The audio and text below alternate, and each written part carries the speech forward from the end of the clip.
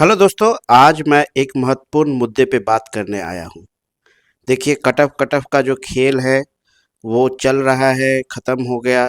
इससे मुझे कोई लेना देना आज नहीं है। लेकिन इन सब के बीच में क्या कुछ भूल हो रही है हम लोगों से, टीचर से, यूट्यूबर से, बच्चों से, ये आप नहीं देख पा रहे हैं। लोग रोज़ न्यूज़ चला रहे हैं, आज रिजल्ट आएगा, कल रिजल्ट आएगा, आंसर की कब आएगा, है ना? लेकिन इस छोटी सी बात का किसी को फ़िक्र नहीं है। तो दोस्तों, आपसे निवेदन है, आयोग से भी निवेदन है, कृपया जो है, जो इस मैटर को मैं आज रखने वाला हूँ, आप उस पे थोड़ा-सा ध्यान दीजिए, क्योंकि इससे न जाने कितने सीरियस स्टूडेंट्स जो है रिजल्ट से वंचित हो जाएँगे।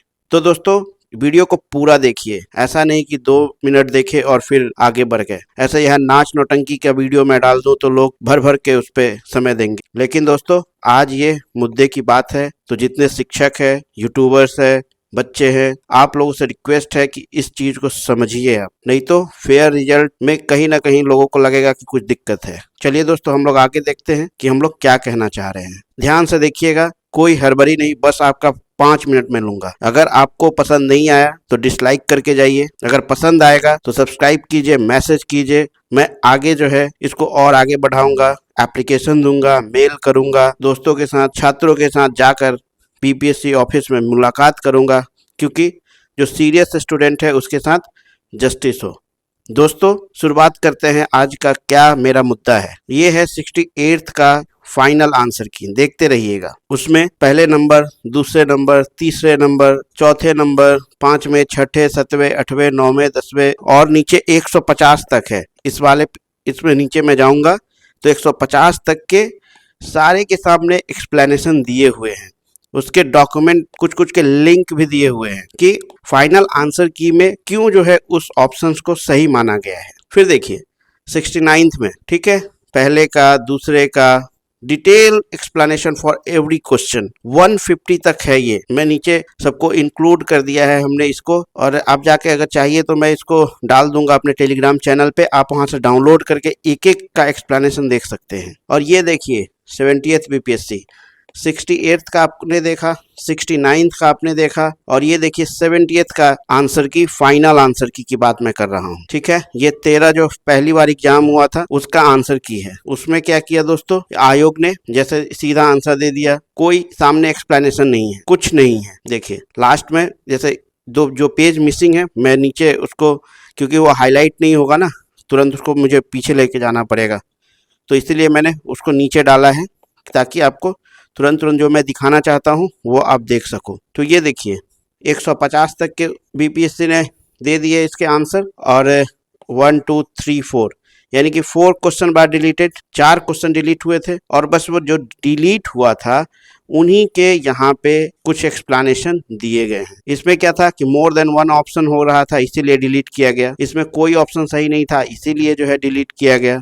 इसमें जो रेफरेंस ईयर था वो मेंशन ही नहीं था उस क्वेश्चन में कि किस ईयर के लिए पूछा जा रहा है, तो डिलीट किया गया। लेकिन क्या 4 ही क्वेश्चन डिलीट होने चाहिए थे? ऑब्जेक्शंस लगभग 30 के आसपास क्वेश्चन पे गए थे, और केवल 4 के एक्सप्लेनेशन देके बस 4 को डिलीट कर दिया गया, बाकी में कोई एक्सप्लेनेशन नहीं। अब ये क्यों आंसर, अब 14 का ए क्यों माना गया, आपको क्या पता है? हो सके कि आपने इसमें ऑब्जेक्शन किया होगा। 16 का सी क्यों माना गया, हो सके कि आपने ऑब्जेक्शन किया गया होगा। लेकिन इसमें कोई एक्सप्लेनेशन जो है आयोग के द्वारा नहीं दिया गया। दोस्तों आगे देखिए, ये जो री एग्जाम हुआ था उसकी भी बात कर लेता हूँ, ठीक है। उसमें भी सेम तरीके से जो डिलीटेड क्वेश्चन थे उसको दे दिया गया, डिलीटेड डिलीटेड डिलीटेड डिलीटेड, है ना। इसके रीजंस को आप आराम से पढ़िए अगर पढ़ना है तो, क्योंकि मैं और कुछ डिस्कस करना चाहता हूँ इस वीडियो में। तो देखिए, एक का रिवीजन हुआ, 4 को डिलीट कर दिया गया, और बाकी का क्या, बाकी का इसका 144th का ये कैसे, 68th में आपने एक एक क्वेश्चन का एक्सप्लेनेशन दिया, 69th में आपने एक एक क्वेश्चन एक्सप्लेनेशन किया, तो व्हाई नॉट इन 70th? क्या हुआ? अब टाइमलाइन देख लीजिए,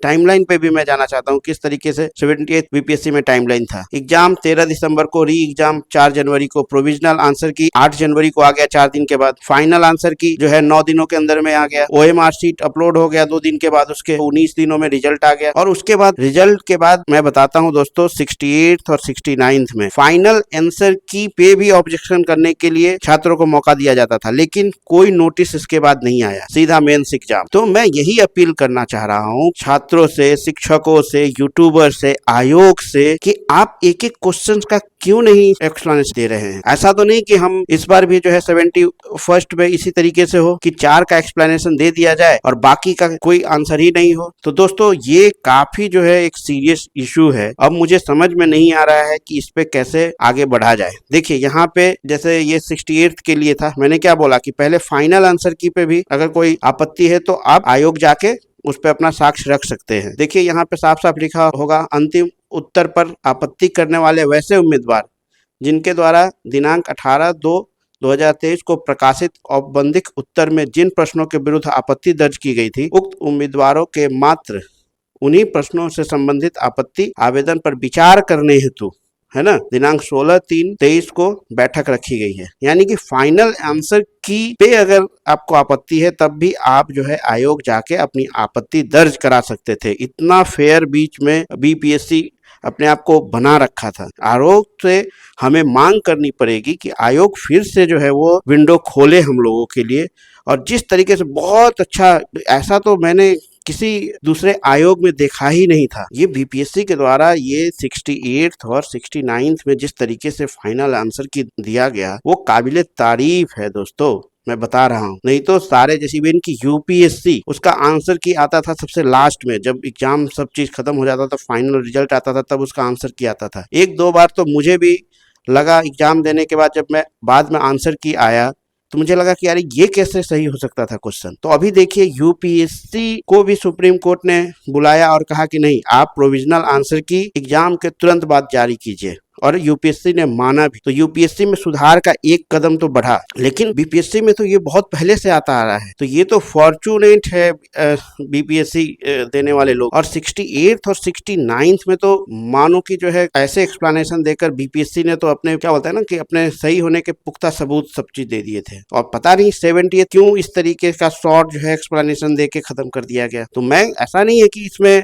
आयोग पे कोई उंगली उठा रहा हूँ, बस आयोग से निवेदन है कि जिस तरीके से आपने बच्चों को खुश किया 68th और 69th में, इस तरीके का उसका एक्सप्लेनेशन देकर, आंसर देकर, उसी तरीके से आप 71st के लिए भी जो है एक एक क्वेश्चन के अगेंस्ट जो है आप अपना एक्सप्लेनेशन दीजिए। उससे क्या होगा, 72nd भी देने वाले लोग होंगे ना, उनकी विश्वसनीयता बढ़ेगी, उनको लेसन मिलेगा कि भाई ये सवाल का ये आंसर है, तो उसको एज ए वो पढ़ के जाएंगे कि अगले एग्जाम में उनको मदद मिलेगी। तो काइंडली मेरा निवेदन है वैसा डिटेल्ड आंसर शीट लेकर आइए फाइनल आंसर की के लिए। भले 2 दिन लेट ही सही, लेकिन आप आंसर की लेकर आइए डिटेल्ड आंसर, नहीं तो बहुत सारे सीरियस स्टूडेंट वो बाहर हो जाएंगे बाउंड्री के। और दोस्तों इसीलिए मेरा आवेदन ऐसा नहीं बीपीएससी से ही है, मेरा निवेदन बीपीएससी के साथ साथ शिक्षक, यूट्यूबर्स और बच्चों आपसे भी है। आप भी मेल कीजिए यूपीएससी को, मैं भी मेल कर रहा हूँ। अगर ऐसा होगा आप कमेंट कीजिए और हम लोग साथ में मिलके इस चीज के लिए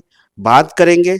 अगर आपके पास कोई रेफरेंस है, कोई कॉन्टेक्ट है, तो आप कमेंट में उसका मुझे लिख के दे दीजिए, मैं उनसे बात करूंगा। अगर कुछ चर्चित जो है मीडिया बंधु हैं, है ना, जो बीपीएससी का जो है तुरंत न्यूज लाते हैं, कुछ सटीक न्यूज लाते हैं, उनसे भी निवेदन है कि आप लोग जो है इस चीज को कम से कम उठाइए। लेकिन एक छोटा छोटा निवेदन करके हम लोग जो है एक अच्छा जो है माहौल परीक्षा का बना सकते हैं, क्योंकि बीपीएससी भी यही चाहता है ना कि हम लोग उसको फीडबैक दें और उस फीडबैक से वो काम करके और कुछ अच्छा करे। तो ये हमारा फीडबैक है, ये छात्रों का फीडबैक होगा कि डिटेल्ड आंसर की जो है जारी किया जाए, फाइनल आंसर की एक एक क्वेश्चन के अगेंस्ट उसका एक्सप्लेनेशन हो। तो दोस्तों अगर आपको कहीं से भी लगता है कि मेरी बातें जेन्युइन हैं, मैं सही बात कर रहा हूँ, तो टेलीग्राम पे जाके मैसेज कीजिए। अगर मुझसे कांटेक्ट करना है तो वहाँ पे मैं आपको कांटेक्ट नंबर भी दे दूँगा, और जहाँ तक हो सकता है सीरियस स्टूडेंट के लिए मैं वहाँ तक जाऊँगा जहाँ तक आपका बात सुना जा सके। तो दोस्तों ये सबसे निवेदन है कि इस चीज को सीरियसली लीजिए। ये कोई ऐसा नहीं है कि मैं फालतू की बातें करता हूँ, है ना, और ये फालतू की बातें नहीं है। तो आयोग आप जो है इस तरीके से डिटेल एक्सप्लेनेशन वाला आंसर की दीजिए छात्रों के लिए, जो कि छात्र हित में हो और छात्र आपका नाम ले और एक मिसाल बन जाए दूसरे आयोगों के लिए, इवन की जो है जो सेंटर में आयोग है उनके लिए भी, कि एग्जाम जो है किस तरीके से आप आगे बढ़े। क्योंकि ऐसा नहीं है, पहले बीपीएससी ने प्रोविजनल आंसर की, फाइनल आंसर की होता था, अब देखिए यूपीएससी भी उसको फॉलो करेगा। तो दोस्तों कहीं भी सही हो रहा हो तो एक मिसाल बन जाती है दूसरे जगह सही करने का। तो मैंने जो कहा उस बात को गौर फरमाइए। अगर आपके कोई कांटेक्ट हैं उनसे बताइए कि ऐसा ऐसा होना चाहिए जो कि छात्र हित में है। तो दोस्तों इसी के साथ मैं इस वीडियो को ख़त्म करता हूँ। अगर कुछ है तो आप कमेंट में ज़रूर लिखिए, मैं आपके साथ हूँ और जो सही होगा मैं उसके साथ रहूँगा। थैंक यू दोस्तों, थैंक यू। AKY अकेडमी, तैयारी जीत की।